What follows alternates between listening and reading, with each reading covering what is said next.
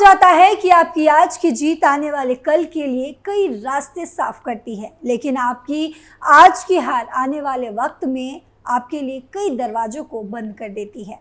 Congress party के साथ यही हो रहा है, क्योंकि हरियाणा चुनाव में शर्मनाक हार के बाद कांग्रेस पार्टी को बाकी विपक्षी पार्टियां उसकी औकात दिखा रही है और अब कांग्रेस के तेवर भी कम नजर नहीं आ रहे हैं, क्योंकि हरियाणा चुनाव जीतने से पहले तक कांग्रेस का अलग ही एटीट्यूड देखने को मिल रहा था और अब वो बिल्कुल आश्वस्त थी कि वो चुनाव जीत रही है। लेकिन हार के बाद कांग्रेस का मनोबल कहीं ना कहीं कमजोर जरूर पड़ा है और इसका सबूत है कांग्रेस के कम होते हुए तेवर।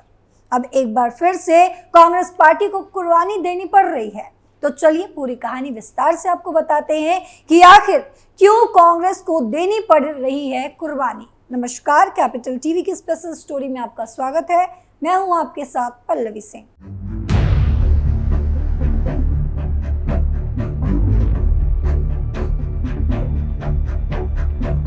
हरियाणा विधानसभा चुनाव में समाजवादी पार्टी ने कुर्बानी दी थी और अब बारी है कांग्रेस पार्टी की। जी हां, उत्तर प्रदेश की 9 विधानसभा सीटों पर होने वाले उपचुनाव में कांग्रेस ने प्रत्याशी ना उतारने का मन बनाया है। इंडिया गठबंधन के तहत समाजवादी पार्टी ने कांग्रेस को 2 सीटें गाजियाबाद और खैर सीट दी थी, लेकिन कांग्रेस दोनों ही सीट पर अपने जीत को लेकर आश्वस्त नहीं है। लिहाजा अब उसने उपचुनाव से अपने कदम पीछे खींचने का फैसला किया है। वे अब सभी सीटों पर समाजवादी पार्टी के प्रत्याशी का समर्थन करेगी। इसका ऐलान कांग्रेस की तरफ से जल्द ही किया भी जा सकता है।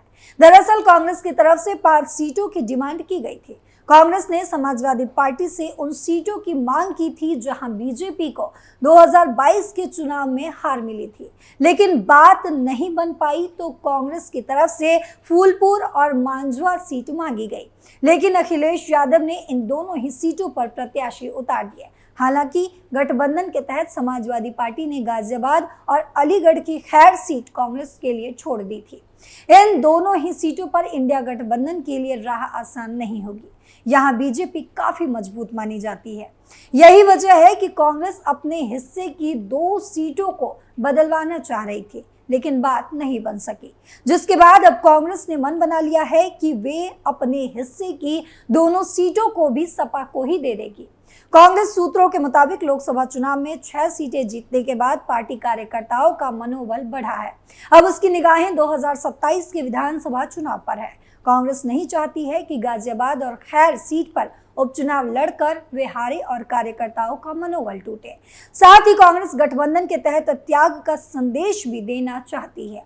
ठीक वैसे ही जैसा हरियाणा चुनाव में सीट ना मिलने के बाद अखिलेश यादव ने कहा था कि बीजेपी को हराने के लिए वे कुर्बानी दे रहे हैं।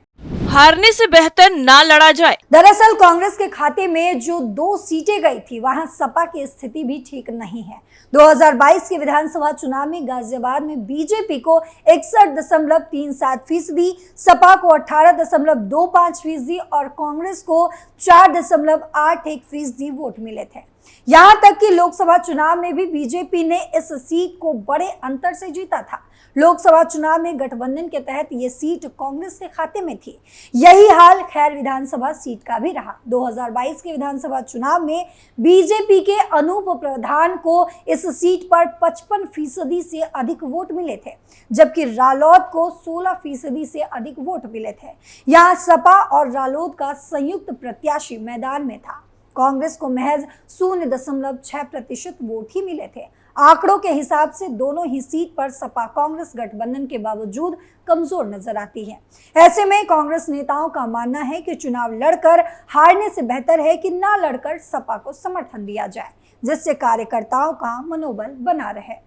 कांग्रेस नेता ने बदला पाला। वहीं दूसरी तरफ कांग्रेस नेता ने ही कांग्रेस की टेंशन बढ़ा दी है। दरअसल कांग्रेस नेता अरशद राणा ने इंटरनेट मीडिया पर एक पोस्ट डाली है, जिसमें उन्होंने AIMIM पार्टी ज्वाइन करने की बात कह दी है। साथ ही पार्टी अध्यक्ष असदुद्दीन ओवैसी के साथ मुलाकात का वीडियो भी प्रसारित किया है। अरशद राणा ने दावा किया है कि असदुद्दीन ओवैसी ने मीरापुर विधानसभा सीट पर होने वाले उपचुनाव के लिए प्रत्याशी घोषित की है। वहीं कांग्रेस ने अरशद राणा को 6 साल के लिए पार्टी से निष्कासित भी कर दिया है। जिला अध्यक्ष सुबोध शर्मा ने बताया कि काफी दिनों से पार्टी विरोधी गतिविधियों के चलते अरशद राणा को पार्टी से बाहर का रास्ता दिखाया गया है। बसपा में टिकट नहीं मिलने पर छोड़ी पार्टी। आपको बता दें कि अरशद राणा का विवादों से पुराना नाता रहा है। पूर्व में वे बसपा में थे और चरथावल विधानसभा सीट से साल 2022 में टिकट का दावा कर रहे थे। टिकट नहीं मिलने पर उन्होंने बसपा प्रमुख पर गंभीर आरोप भी लगाए थे। इसके बाद वो कांग्रेस में चले गए और अपनी बेगम को चरथावल विधानसभा सीट से प्रत्याशी बनवाया था, लेकिन बाद में इनसे भी विवाद हो गया। पति पत्नी में खूब आरोप प्रत्यारोप हुए थे। मामला थाने तक पहुंच गया था। हालांकि बाद में इस मामले में समझौता भी हो गया था। रालोद से राज्यपाल की टिकट की चर्चा। मीरापुर सीट पर होने वाले उपचुनाव में भाजपा रालोद गठबंधन का प्रत्याशी कौन होगा, इसके जवाब का सबको इंतजार है, क्योंकि सपा अपना प्रत्याशी घोषित कर चुकी है।